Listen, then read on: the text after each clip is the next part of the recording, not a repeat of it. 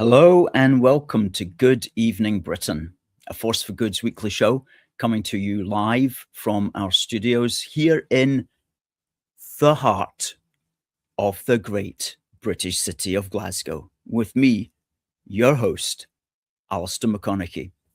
We are broadcasting on all our digital platforms throughout the United Kingdom and across the world.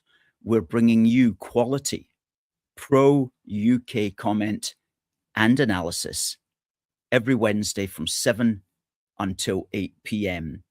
on YouTube, on Facebook, on X, and also on TikTok. Folks, please do send in your greetings. Please do send in your comments. Please do send in your questions and tell us what's on your mind this evening, the 4th of March 2026, the 171st episode of Good Evening Britain. Once again, we've got a packed show for you. Our guest coming up at 7:30 is none other than friend of the show, Niall Fraser, somebody that many people are acquainted with, and he's going to be talking to us about his Anti-SNP Billboard campaign, which he aims to get up and running with a little help from the crowdfunder, which he is promoting at the moment and which ends this week. So we'll be talking about that. We'll be looking at some of the designs that have been suggested to him for potential billboards, and we'll be asking you, what's your favorite design that he's come up with so far, and for your suggestions for others and any criticisms that you might have as well to make the point effective. Because folks, as we know, it's the 7th of May coming up when we have the Holyrood election, and the question is, will the separatist parties get a ruling majority, which is to say 65 seats out of 129, and thereby condemn Scotland for another 5 years of all their baloney? And so we want to try to make sure that the SNP and the Greens together do not get 65 seats. That's so important for the future of Scotland and for the future of our wonderful United Kingdom. So lots going on in the next 8 weeks or so. Now, if you're watching on Twitter, please check that you can see it on Twitter. And if you can, please do forward it. Please do repost it. And please do give us a comment and a like and stuff like that, because that really helps the algorithm. If you're watching on Facebook, please give us a thumbs up. Please give us a share as well. That really helps. And on YouTube, also give us a thumbs up, folks. Helps if you do that at the start of the show, gets that spread out across the internet, across the world, tells everybody to come in and have a look at our pure common sense that we are laying down this evening. Now, let's just say hello to one or two folks who have come in tonight. One or two folks here on TikTok.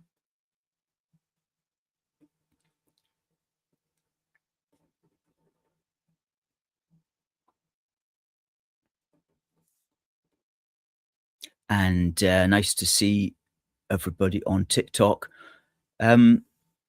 This is being filmed in our studio. Agnes asks where our studio is. It's in Glasgow, in the great British city of Glasgow. Hi to Catherine. And also to this chap here, and I'm not quite sure what the message is, but I think it's roo, whatever. Pleased to hear from you, sir, and hope you continue to watch. on YouTube, because that's very much a very good, it's a good platform. We need a lot more followers on YouTube, it has to be said. We've been on YouTube for a long time, but we put out a lot of message there, and all our stuff's archived. And so that's very good. And if you're not on YouTube, check out our page on Rumble as well. We've got a very small following on Rumble, but at least we keep uploading stuff to Rumble, because who knows, that might take off in time as well. We've got a Rumble address. It's rumble.com/UK A Force for Good. Good. Now, what are we going to speak about tonight? Let's firstly just briefly concentrate on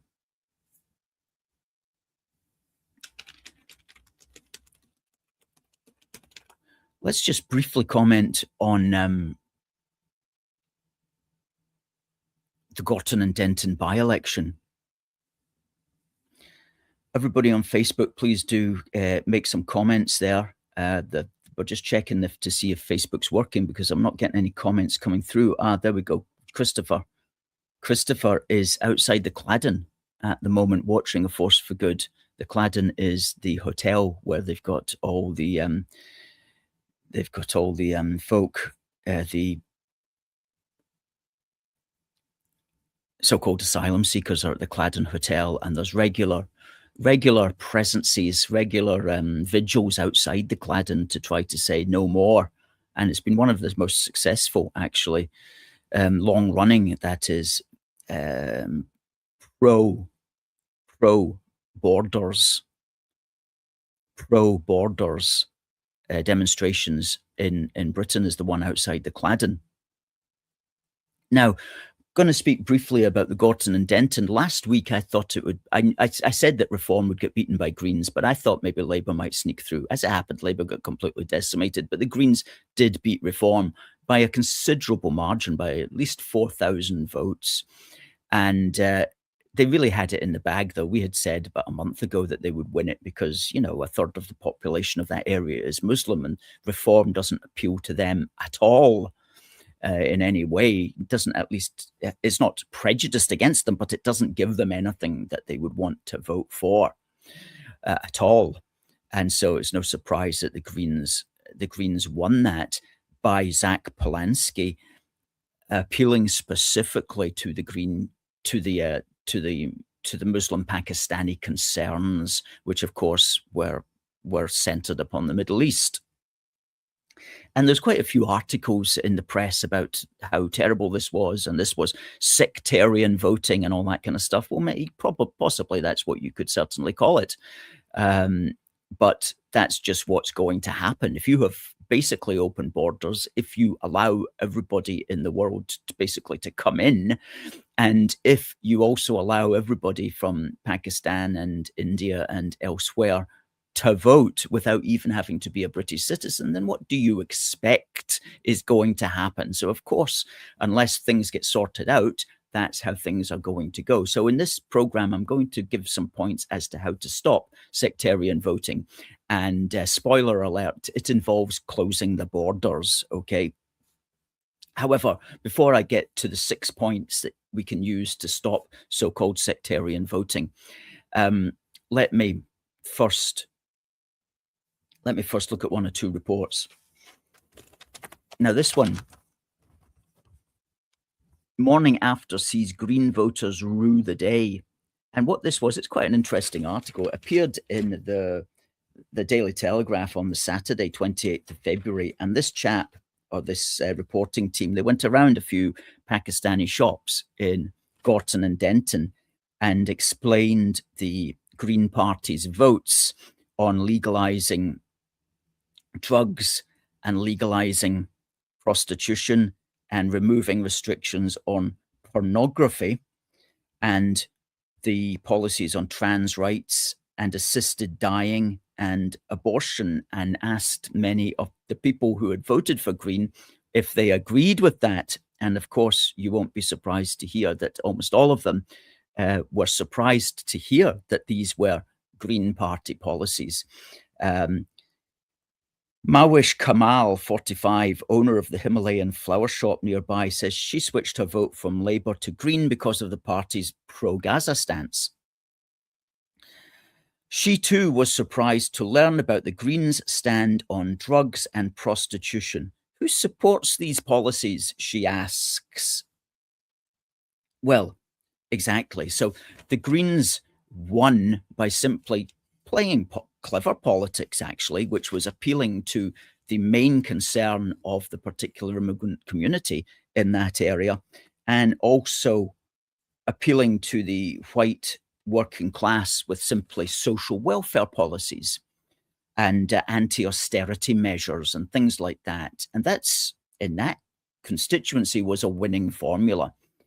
And it's not clear that Reform has got anything that's going to beat that when they're up against Greens in those sorts of areas. Having said that, Reform did do exceptionally well, because Gorton and Denton was not one of their target seats. I've heard that it was down, it was about something in the 400s of a target seat out of the 650 in Britain, but still they came second with a very good percentage of the vote.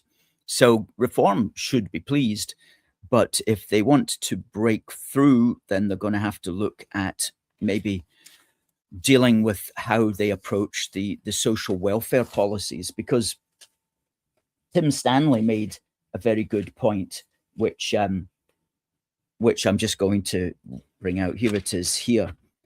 He had been quite pleased when Reform's earlier policy of abolishing the 2-child benefit cap for working families. Tim Stanley here in the Telegraph, 23rd of the 2nd, he says, it showed a canny definitional shift in right-wing thinking.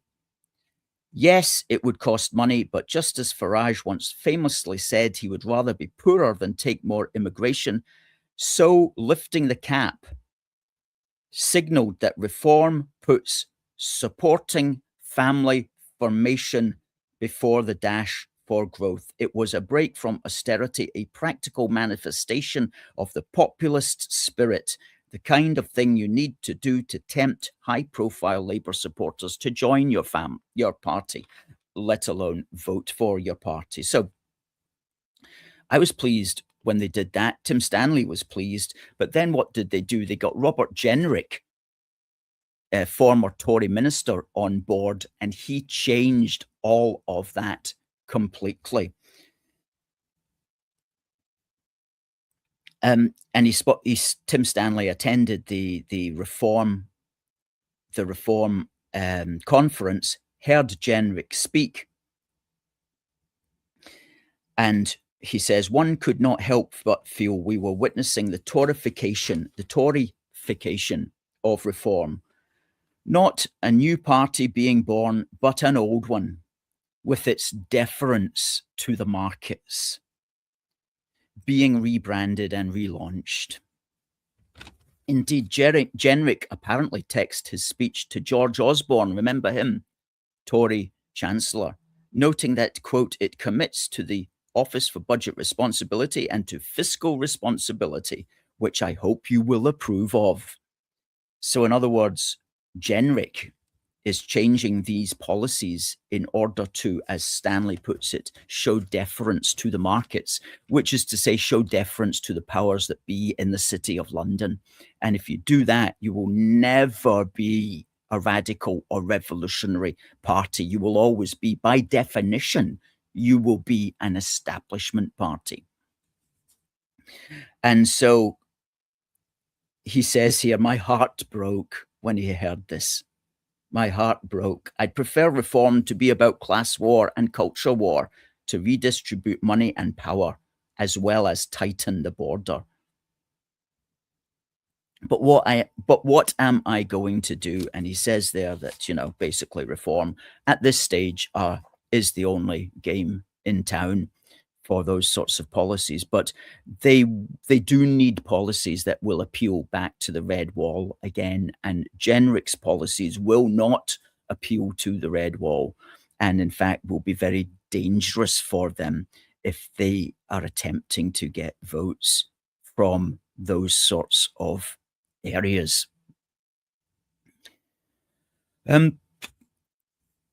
One or two points here. Derek says, brainwashed voting Greens. But it's good to see Niall.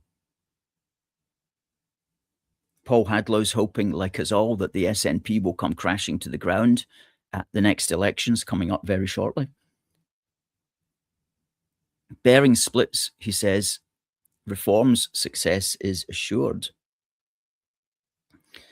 Crow49 says, I'm not even Scottish. Goodness me. Imagine having a name like Alistair McConnachie and mother, father, grandparents on all sides going back 100 years in Ayrshire, and I'm not Scottish. Goodness me. Thanks for telling me. That's news. And to Derek from Armadale. Good to see Derek, as always. Daniel the Lionheart says, are you aware that our NHS records are now in US hands without our consent? I wasn't aware of that.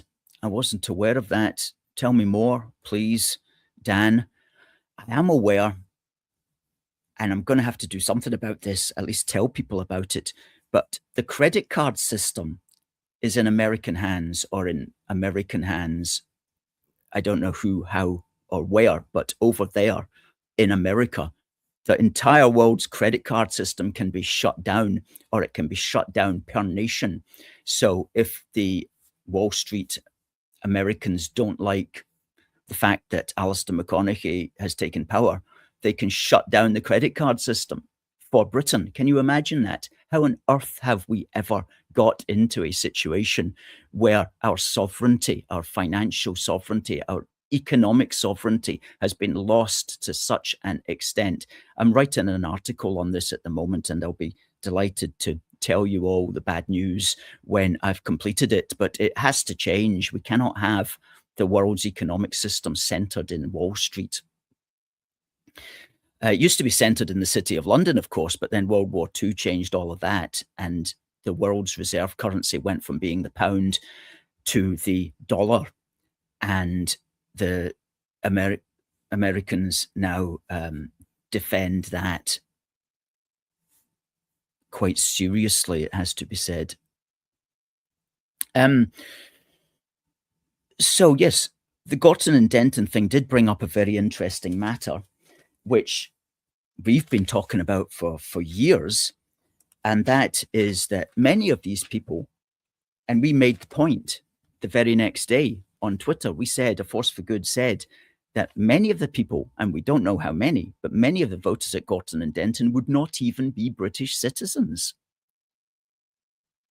Many of those 4,000 people that made the difference between Green and Reform, they wouldn't even be British citizens.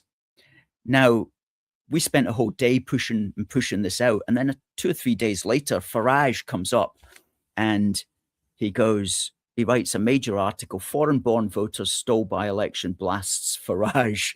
And this was in the Scottish Mail on Sunday, on the 1st of March.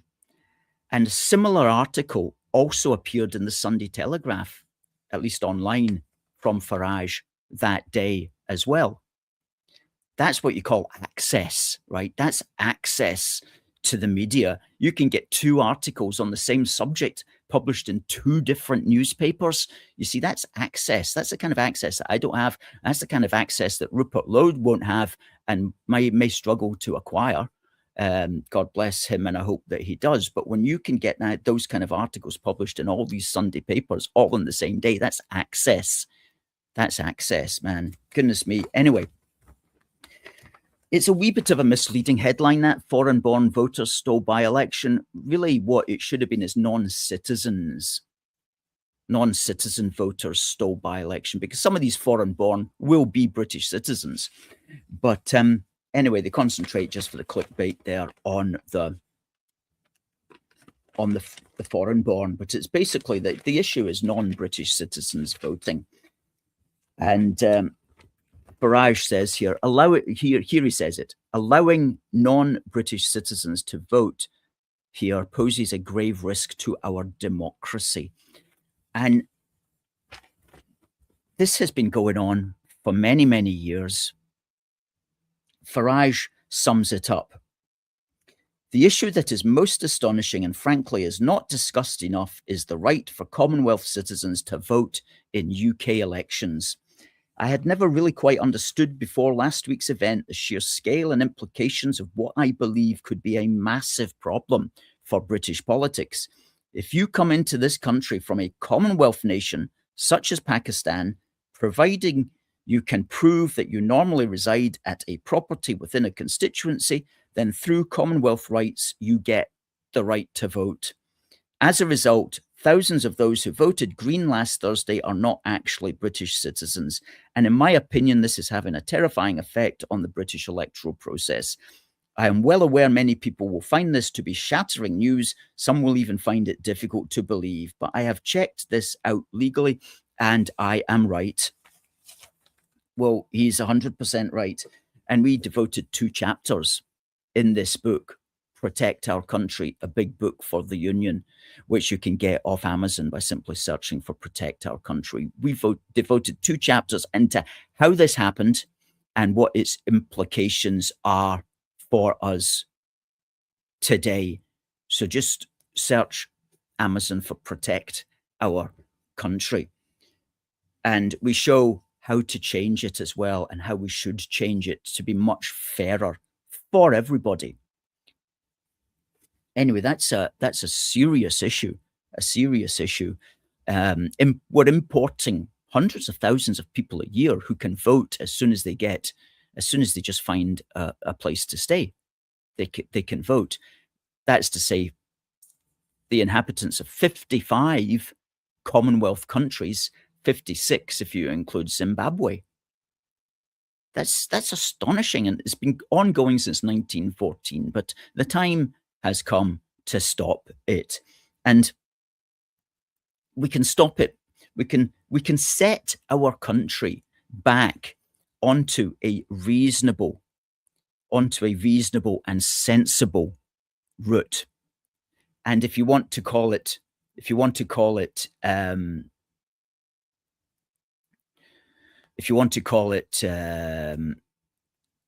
stopping sectarian voting, you can call it that. But the 6 points that we have to do is, 1, we have to end mass immigration, and we need to ensure that there's more people leaving the country every year than are coming in.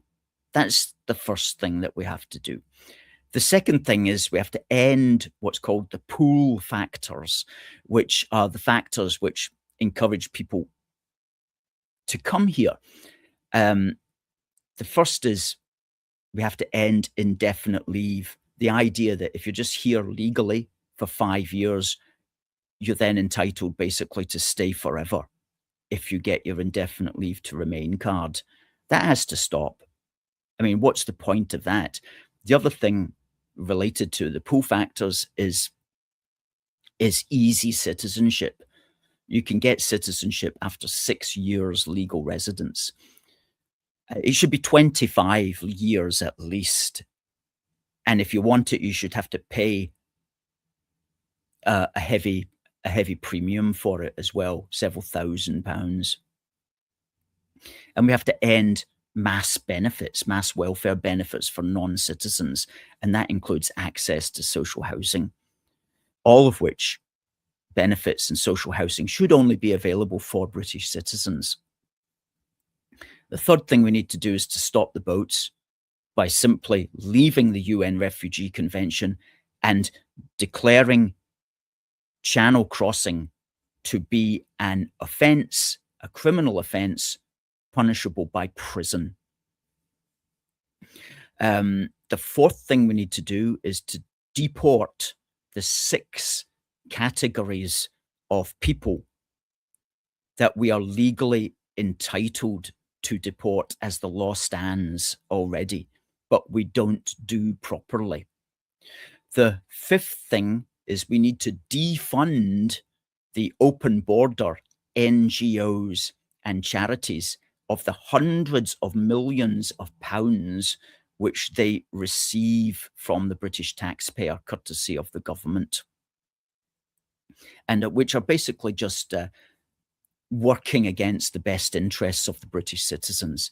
And the final thing we need to do is to go back to where we started, which is ensure that only British citizens can vote at local, devolved, and Westminster elections. And that, along with the abolition of postal voting, that protects the integrity of our democratic system. So those 6 things, and we'll list those on Facebook tonight. If you want to see those written down, we'll list those on Facebook, on our Facebook page, facebook.com/UK A Force for Good. So these are the 6 things that we can do. If you want to, if you want to whine about sectarian voting in Gorton and Denton, okay, how do you stop that? Those are the 6 ways you stop that. Okay, if you don't want to do that, then you're not serious. You're not serious, and you can whine on forever. Derek agrees. No foreigner should get the vote. Only British citizens should get the vote. Stephen says there are many outdated laws on citizenship that need repealing. I guess that's for sure.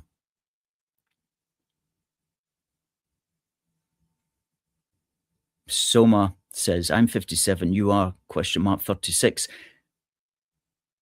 You're in the right ballpark. Maggie, hello to you.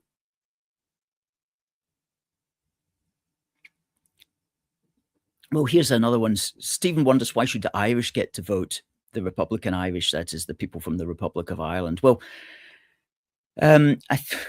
there is at least a reciprocal agreement with the Republic of Ireland. British citizens can vote in the Republic of Ireland, just as Republic citizens can vote in British elections. That's probably a thorny area that I wouldn't personally get into. It's one of these areas that can just confuse the overall agenda if you start going down that route. But I know that some people have wondered that. But that's a thorny one. But it's a very valid question. Paul answers and says, because they're almost British, Stephen. Well, they were, weren't they, until 1922?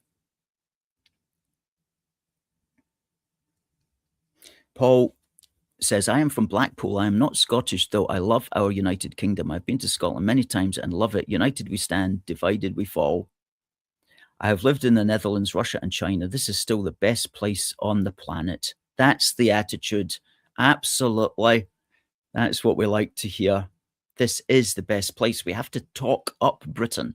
We have to talk up Britain, and always have hope and never have despair. Even though things often can look bleak from a particular angle, just clean up the specks and you can see clearer. But never fall into the sin of despair. Always have hope and always talk up the potential of our wonderful nation together. We don't want to balkanize Britain. Imagine what would happen.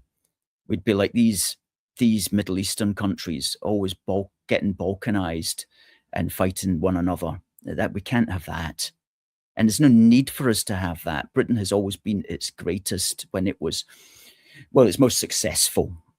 And you can define that however you want, but we've always been our most successful on the world stage when we've been united.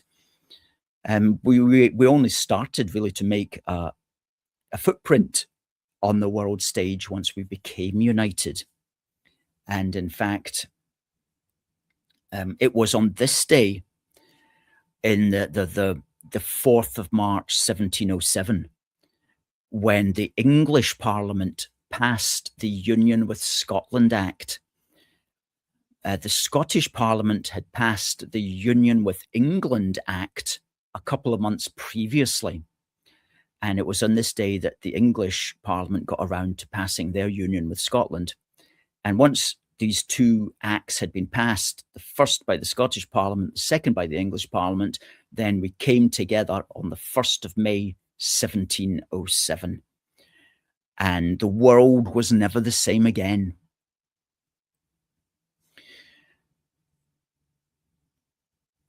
Now, folks,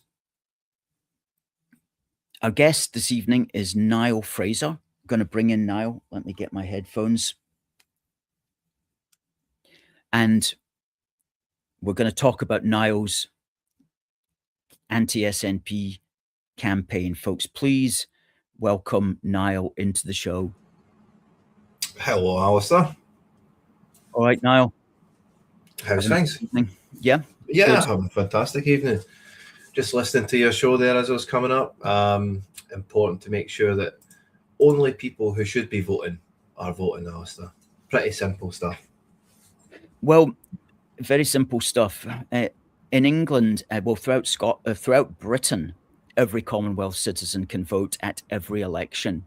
But in Scotland, thanks to the Greens and the SNP and the stupid Labour Party, everybody in the world, provided they are legally resident in Scotland, can vote at Holyrood elections and at local elections, not Westminster elections, but at local and Holyrood elections. So this election coming up on the 7th of May, everybody legally resident, which includes, a student who's here for 3 years, who's come in from China, which includes the wife of a bloke who's in short term for 2 years doing some science degree or whatever.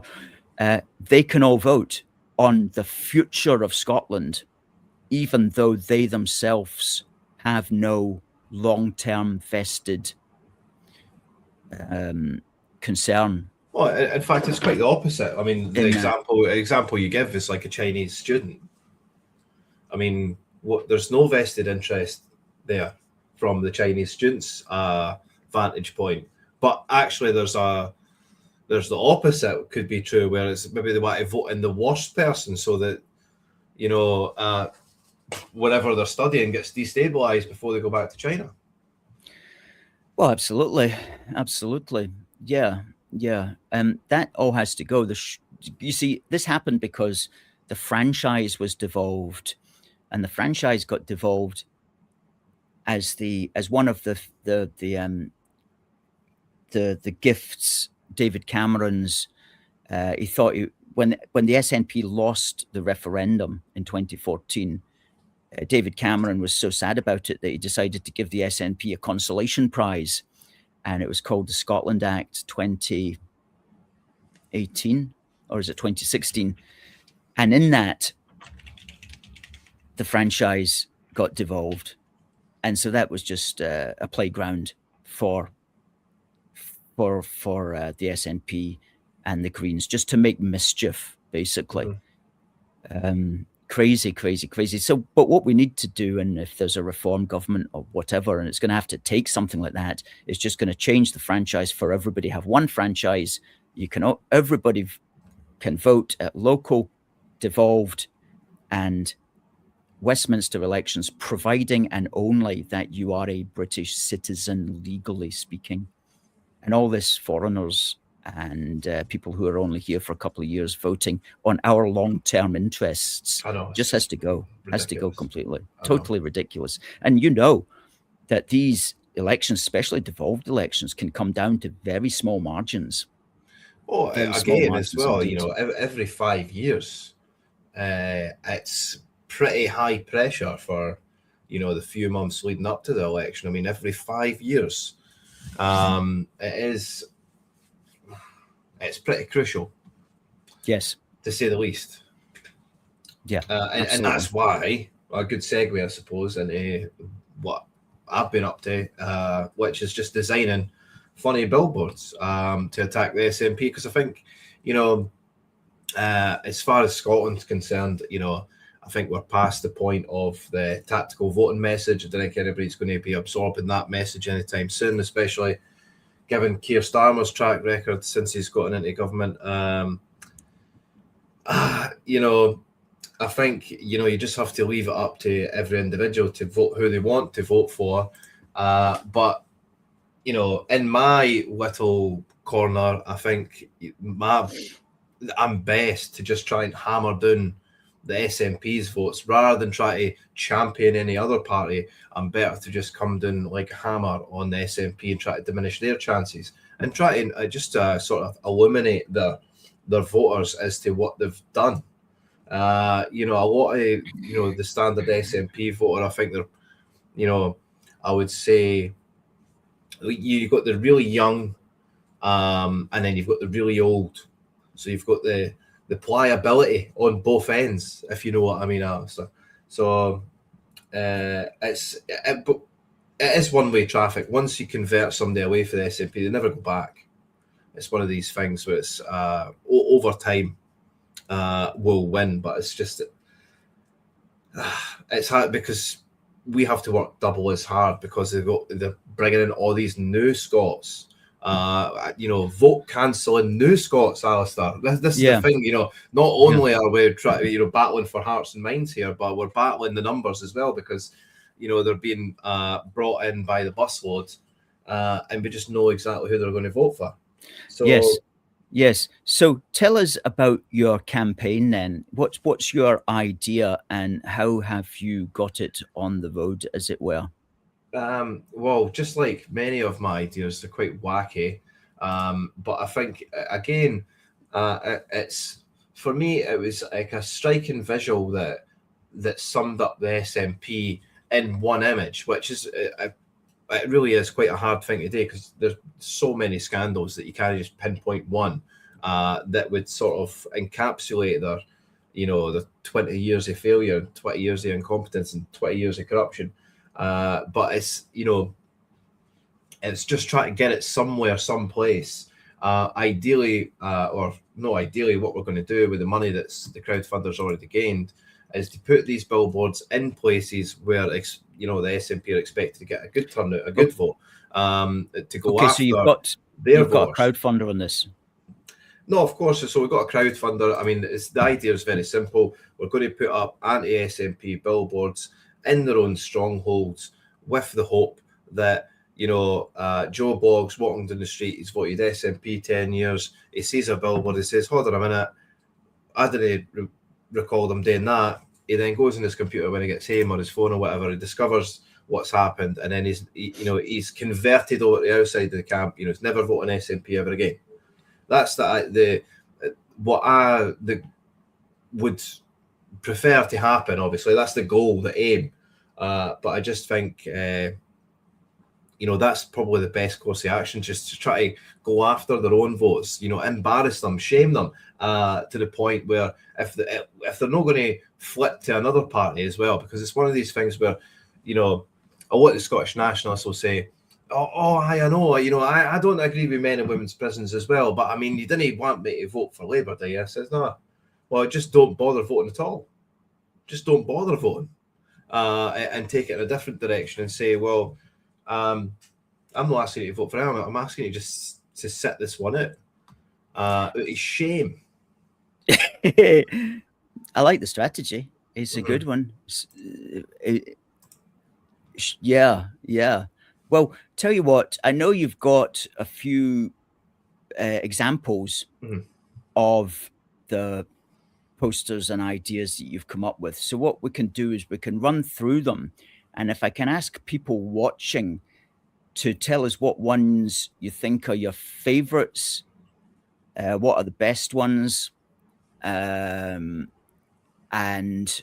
what any suggestions that you might have for snappy slogans that will appear on a billboard that you'll catch a glimpse of as you're either driving down the motorway, or you're sitting on the top deck of a bus, or you're walking by, or you're jogging by, or you're cycling by, or you're standing at a bus stop looking over at a billboard. What would impact you the most? So you've got one or two of these ideas. Let me just get it's crowdfunder.co.uk/embarrassing-the-SNP. I'm just going to remove that banner while you bring up the first one that you'd like to talk about. Some live feedback would be sensational, ladies and gentlemen. So if you want to just, I mean, a lot of them are quite, you know, they're basic concepts. None of them are finished articles.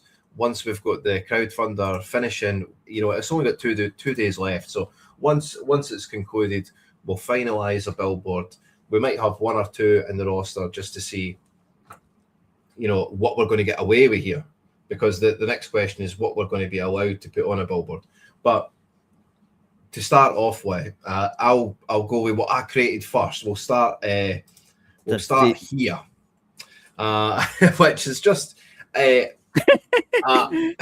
this was like the opening salvo, the shot across the bow, where I was just saying to myself, you know what, it's time to go to war. Not with the SNP, but their voters as well.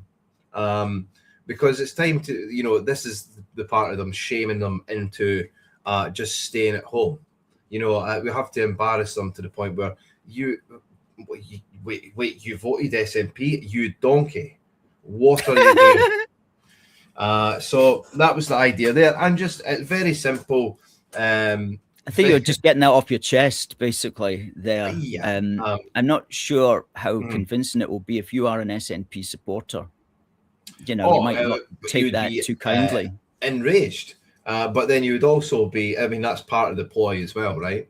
To get them all riled up. So that was the initial one. You can tell me what you think about that. Of course, how could we avoid the Isla Bryson case? This one was, again, it's probably one of the biggest stories that's happened over, since I come into politics, but just the sensationalism of it all, the absurdity of it all, the money that's been spent on all these legal issues surrounding putting men in women's prisons. And then, of course, the court cases that have been brought up. And you've got the the Scottish government with a straight face arguing in a court of law that they should be able to house men in women's prisons. Yes. The Isla Bryson case is, for people who are interested in Scottish politics, it's of course a massive case, and it did mark the downfall of Nicola Sturgeon, and because she just wouldn't back down on that one, really. Well, but so she got torpedoed. Yeah, she was asked by Isla Bryson, to put it mildly. There was that famous clip where she kept getting tongue twisted. She couldn't understand, because, like all of us, like Nicola Sturgeon knows the absurdity of putting a man in a women's jail. Of course, she understands the ridiculously of it. And of course, she was born in a time period where this would never have happened. This was, unthinkable stuff. And with it, for her to then turn like a dime on that, just disregard her own eyes and ears and her lived experience for her entire life, just to force this alien gender ideology on Scotland, it's reprehensible in the extreme. Yes, I think that theme is a powerful one. What's your next one? Well, again, going down the sort of immigration route, this one was the Uncle Sam, we need you. Yes. Image. We need you. There's John Swinney there. He's pointing at the new Scots, the Somalians, the people walking the streets of Edinburgh. They're fresh off the dinghy, basically, housed in, asylum hotels up and down the country. We need you to, one, destabilise Scotland and keep us on edge forever, but we also need your votes. Yeah. I know exactly what you mean by that, but I wonder if you're a new Scot and you read that, you might not necessarily have the wherewithal. You might think, he's asking us to vote SNP. I better go and do that. Well, again, you could gain as many votes for him as against him. This wasn't a serious entry into the SNP Billboard thing. I mean, this was just a throwaway fun one. You know, I was like, if I think the caption I put, you know, if you know, political parties had honest advertising, something similar, like, you know, something daft like that. But we've got plenty more. I mean, this one has got a lot of mileage in it. There's so much that can be done with a concept like this. That's the redacted concept. The SNP have nothing to hide, and everything else there you've redacted. Well, and you know, it was sort of like a premonition as well. This was just a few weeks before they released the Salmond files. You know, the Scotland's answer to the Epstein files. We'll get the Salmond files. We'll pull them out the drawer, and we'll just put black Tipp-Ex over the entire thing. And it's just ridiculous. I don't even know why they've wasted time and everyone's time releasing files. I don't think they've learned anything at all. So this one's got a lot of mileage in it. The concept's really strong. We had, and just in a similar vein as well, this was like very similar to the last one, where the image is actually a PDF of one of the files that was released in the Alex Salmond files, where the entire page is just blacked out. So it was one of these ones. I just put it in the image for the people that know. But this one got really, really good responses on Twitter when I put it up. You know, you still voting SNP? What the hell is wrong with you? What's wrong with you? Why are you doing it? There must be something wrong. Who's paying you? Because nobody in the right mind would be voting SNP. That's the conversation that we want to bring about in Scotland. We're just with, you know, families up and down the country. We want to say, how could you possibly even think about voting for the SNP, even for a second? What is wrong with you?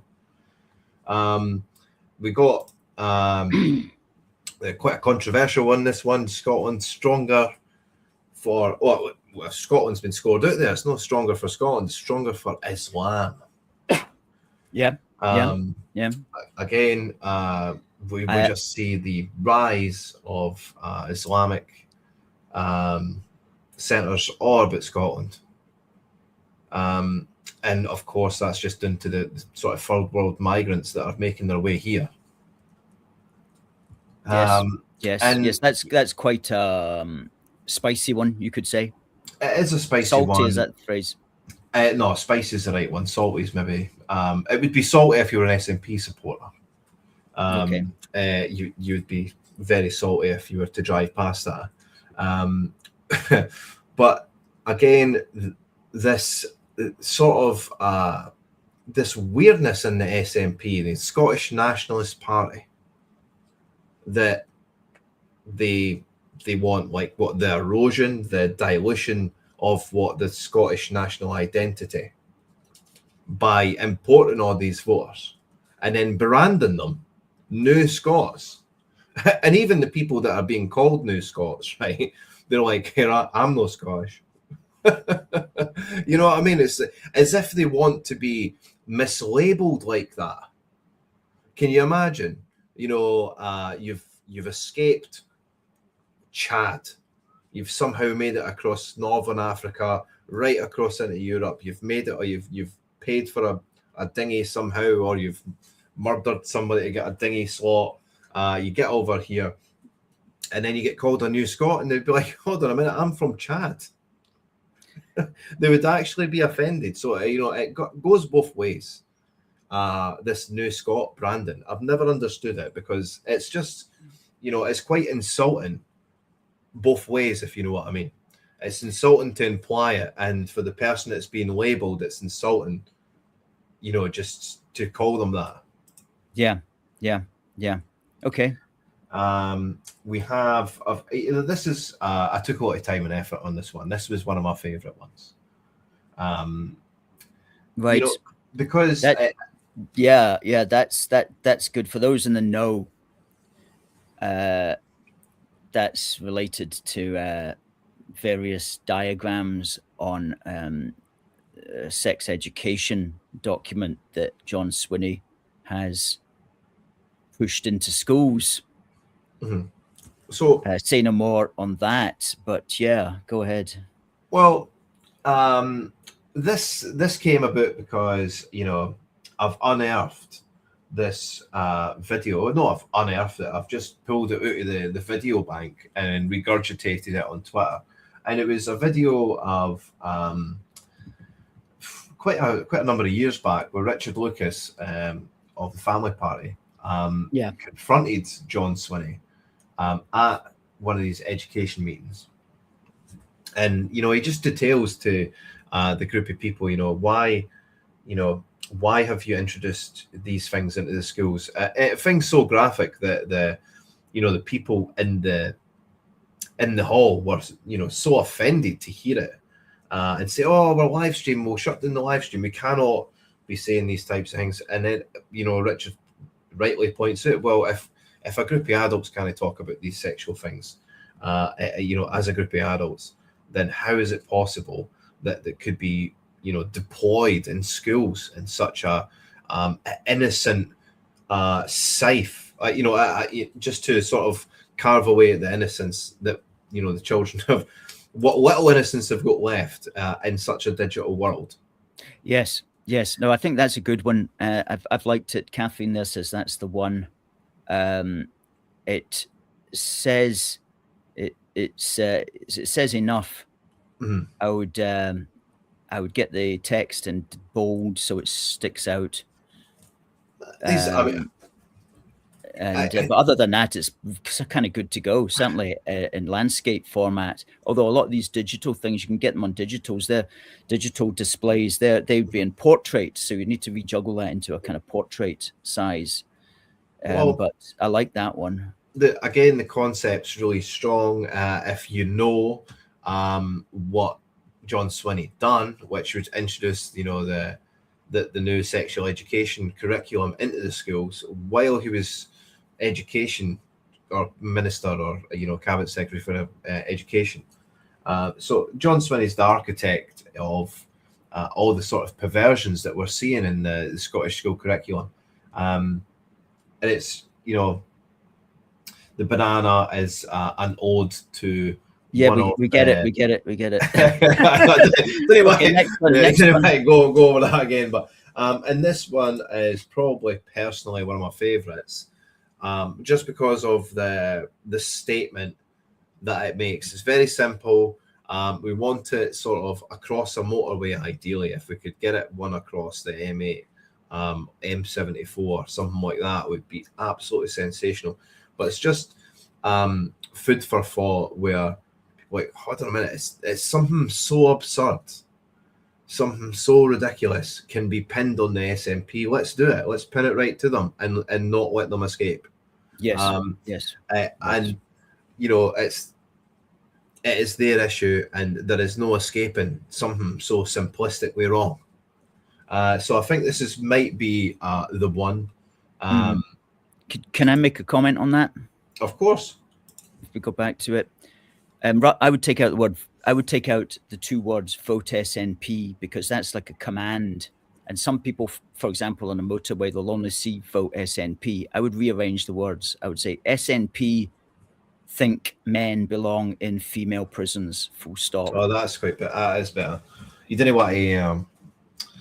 Subliminal messaging. Subconsciously tell somebody to vote this. Yeah, exactly. That's absolutely so. A very good point to make. Just even having the phrase "vote SNP" is probably a bad sign.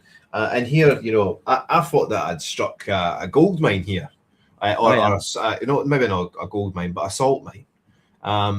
You know, a lithium mine. Yeah, a uranium ore. So this one it explains itself. You know, I could have had a picture of maybe a Glasgow street, you know, a Sauchiehall street, and all the people are disappearing and being replaced by people for the third world. You know, it's like invasion of the body snatchers.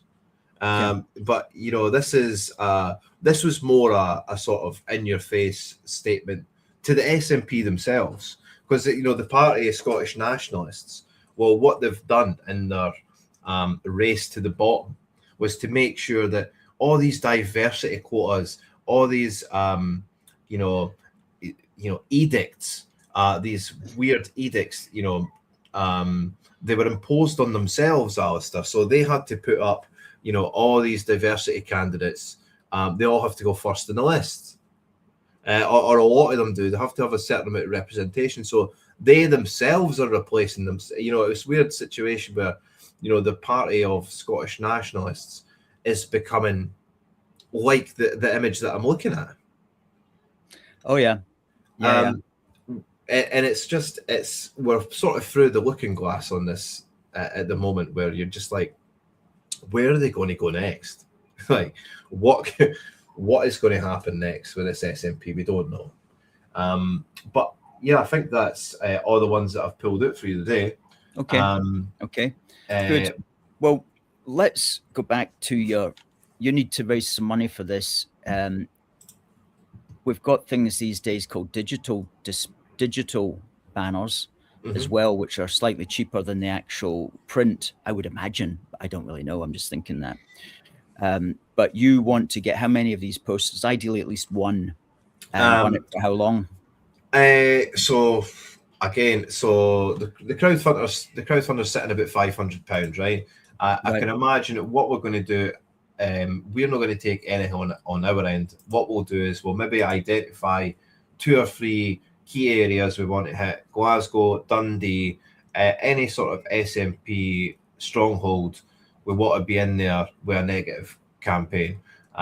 So once we've identified the areas, once we've got our attack ad, then all the money, every single penny of it, will be going to duration and just repeating it as much as possible in frequency, just to keep it up as much as possible. Like you're saying, I got a lot of people coming at me saying, you can save a lot of money on these digital ads, like you're saying, Alistair. So, we're not far out the realms of possibility that we could get a couple of weeks out of this with some infrequent banners. And again, it's just to have that striking banner where you're hoping, somebody walking past that's planning on voting SNP are going to say, wait, that can't be true. That's what that's the reaction that you want when somebody walks. That can't be true. And then they'll go and research themselves, because it's more powerful if the person realizes themselves. I could have a conversation with 100 people in the street and say, "Oh, this is happening in schools," and they'll be like, aye. But until they've actually come across the evidence themselves, no really, take action on it. Sure. Right. Well, you're running this crowdfunder. It says it's got 2 days left to go, which means it's going to end on Friday, possibly Saturday. And so basically you need, if anybody likes what they've heard tonight from Niall, please go to crowdfunder.co.uk/embarrassing-the-SNP, and you can drop a donation in there, and you can drop one in anonymously if you prefer. Now, once your crowdfunder ends, Niall, which will be this weekend, A Force for Good is going to have to do another crowdfunder, because we didn't get what we needed to get through to summer at our Yo Britannia Christmas crowdfunder. So we do need to do a crowdfunder. And what we're going to do is we're going to run a 6-week one, probably right up until the week of the election. And it's been the longest crowdfunder that we've run. And we'll just see, it's the first time we've ever done one at this time of the year. And we'll see how that goes. And we'll be launching that either at the weekend or on the show next Wednesday. And I'm telling you now, we're going to give 10% of what we raise to your campaign. Oh, that's brilliant. And basically, so that means that if people haven't been able to, we're going to keep your need for cash for this campaign in front of our viewers as well. And if they want to donate circuitously, as it were, to you, they can do it through us, and we'll get that money over to your campaign. as the money comes in. So that will be a way of maintaining a little bit of an income for your campaign after it ends. Every little helps, Alistair. I mean, I'm over the moon with that. Thank you very, very, very much for that. Again, it's every penny of it will be spent on frequency, on, you know, on locations, multiple locations. Every penny will be going to trying to sort of break the spell of cult brainwashing that happens with SNP voters. And just to go right down the throat of the SNP voters as well, just to make them feel ill for voting them, make them feel ashamed, embarrassed. You know, I'm not leaving the house again. Type shame. You know, somebody made a comment here. These billboards might, John McLean, these billboards might work on people with an ounce of dignity and self-respect, but this lot have none of that. Well, that's a very, very good point, John. I'm sure. We've got to rely on, you know, the real Scots to see through this fakery. Yes. Paul says it must take the SNP quite a lot of effort to create policies that are precisely designed to destroy society. Well, that's right, and they've got help from the Scottish Green Party. Okay, Niall, you have got a Twitter site where you're active really most days. Your Twitter is x.com/Niall Fraser 8. NIALLFRASER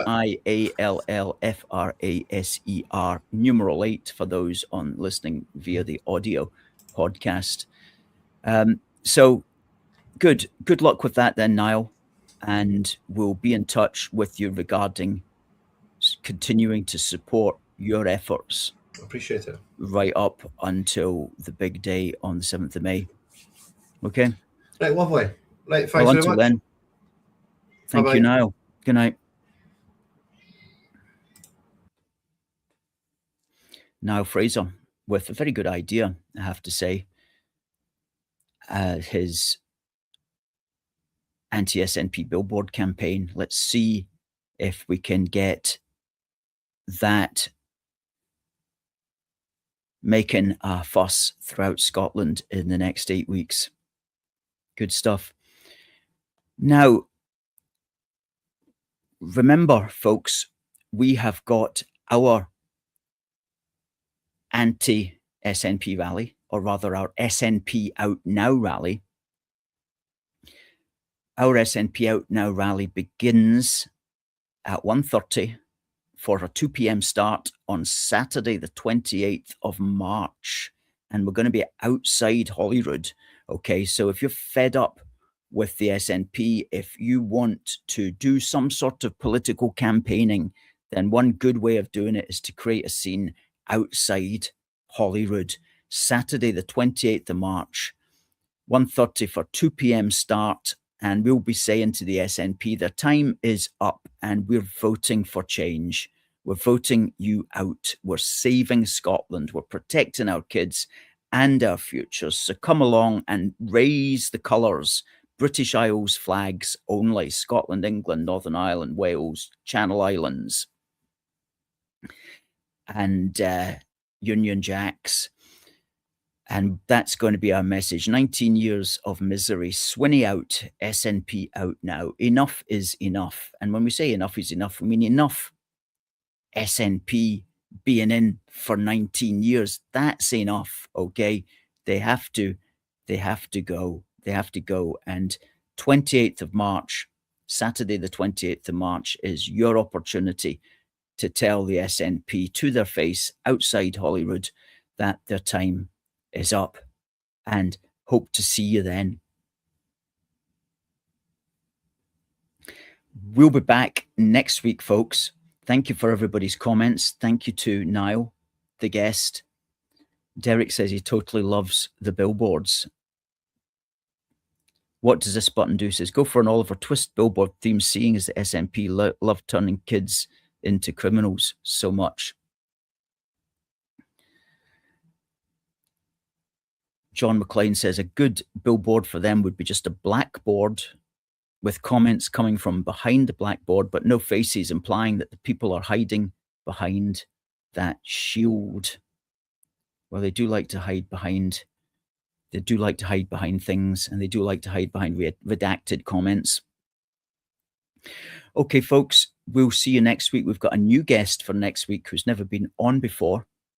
Until then, it just remains for me to say God bless the United Kingdom and God save the King. See you next week.